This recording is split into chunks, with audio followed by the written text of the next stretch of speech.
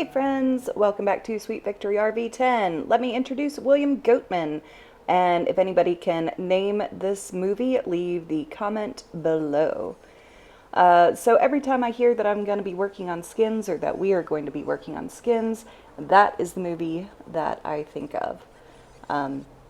So, getting right to it, here I am. I am melting away the plastic covering that is along all of the holes that are going to need to be dimpled and then later riveted. This is so we have a good, clean access to the holes for dimpling and everything else that has to be done with them. It's easy. It's a little time consuming. This took, I'm not quite sure how long this took. It felt like maybe an hour to do both sides of two skins. But I did take a little break in the middle of that just to stand up and stretch my back some, because leaning over the table like that for so long gets a little tiring. So anyhow, it's not the most exciting thing, but it is a necessary step, and it makes everything look nicer, in my opinion, also when all the strips are peeled off and it's all prepped and ready for whatever next step.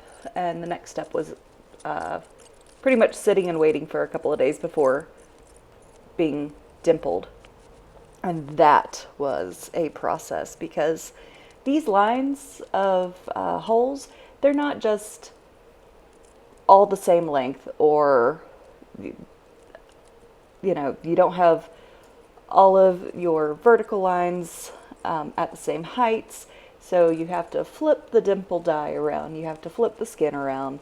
It's a process, but it is one that I feel like I'm getting more competent with, so that's always a good thing. But anyhow, in a couple of minutes, you'll have Robert coming up to talk about his work on the forward spar on the horizontal stabilizer, which is what we are working on. So anyhow, hope y'all are having a great day. Enjoy the video, and remember to like and subscribe.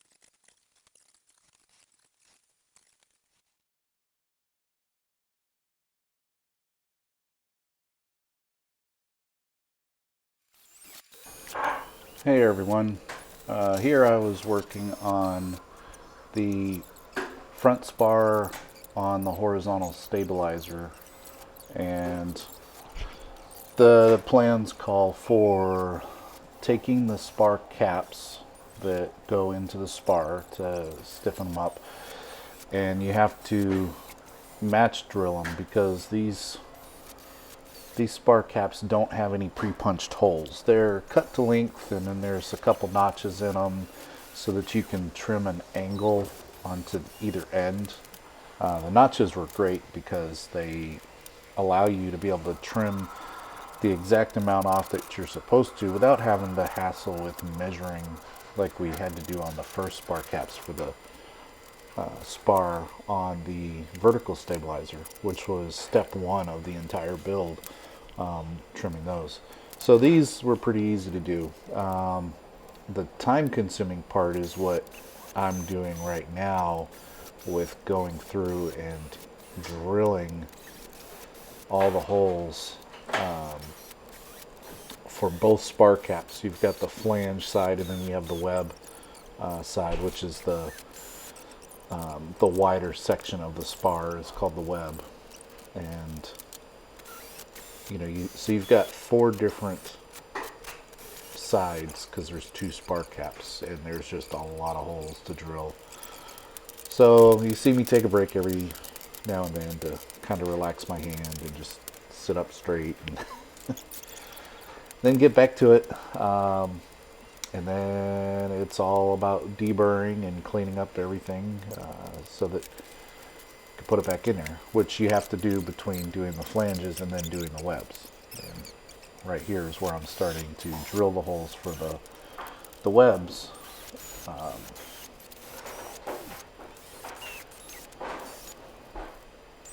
So pretty easy drilling. It's aluminum, so it's not too bad. There's just a lot of holes. And you've got to make sure to clean them out, deburr them and clean them out before drilling the webs so that way that spar cap sits tight in there. So this camera angle shows working on the stiffener.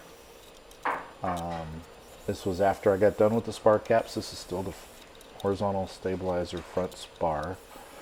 And so on the opposite side of the webs, the opposite side of the spar there's a thick piece of aluminum that is called a stiffener, and it's just in that center section.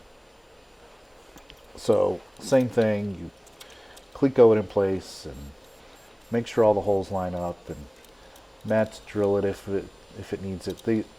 The plan's called a match drilling because the plans are still written for everything being just pre-punched for a smaller sized hole, but since these are all final sized, most everything's pretty good, so it just really needed a little reaming, if anything, just to line up the holes the best they could be. Here I'm working on some ribs that go between the front and rear spar. Plan's called to remove a couple of tabs off of there, and that's for the stringers to be able to fit on the spars, on the ribs.